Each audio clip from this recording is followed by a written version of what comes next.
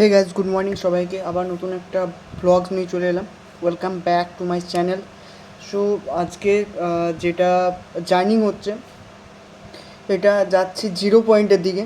ঠিক আছে, তো জিরো পয়েন্টের দিকে যাওয়ার সময় যে রাস্তার যে ভিউটা, খুব সুন্দর ভিউ।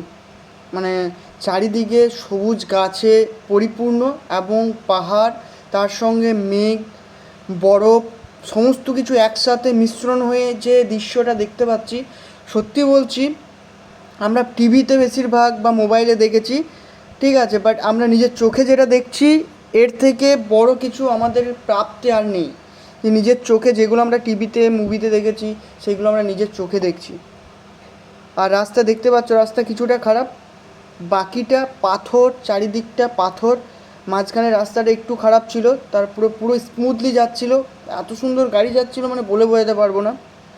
মাঝখানে জল হচ্ছিলো কারণ বৃষ্টি প্রচণ্ড পরিমাণে পড়ছিল, সেই কারণের জন্যে। বাকি যেতে যেতে আমরা যে এনজয়টা করেছি, সেই এনজয়টা একটা মনে রাখার মতন মুহূর্ত। যে হ্যাঁ, আমরা গাড়িতে যাচ্ছিলাম এবং এইরকম ধরনের এনজয় করে করে যাচ্ছিলাম, গান বাজছিল, কথা বলছিলাম, হাসাচ্ছিলাম। মানে এমনিতে আমরা রিয়েলাইজ করছিলাম যে হ্যাঁ, আমরা ঘুরতে এসেছি, মানে এই ফিলটা হয়েছিল।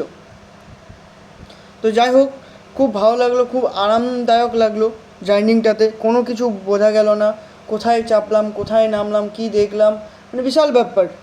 এই দেখতে পাচ্ছ বরফ, পাহাড়ের যে সাদা সাদাগুলো দেখতে পাচ্ছ, ওগুলো বরফ আর মেঘ। ওই যে দেখো বরফ পড়ছে, লম্বা করে ওটা বরফ পড়ছে। এখানে রাস্তাটা একটু খারাপ, বাকি রাস্তা পুরো স্মুথ। আর এইখানের যে ফুলগুলো ফুটছিল, সত্যি বলতে খুব দারুণ দেখতে। মানে প্রত্যেকটা ফুল প্রচণ্ড সুন্দর। এখানের যে পাহাড়ি গাইগুলো ছিল, সেই গাইগুলোও খুব সুন্দর।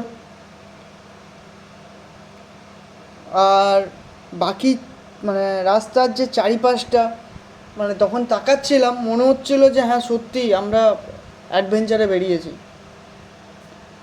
তো অ্যাডভেঞ্চার তো এইরকমই, রাস্তা খারাপ থাকবে, একটু অন্যরকম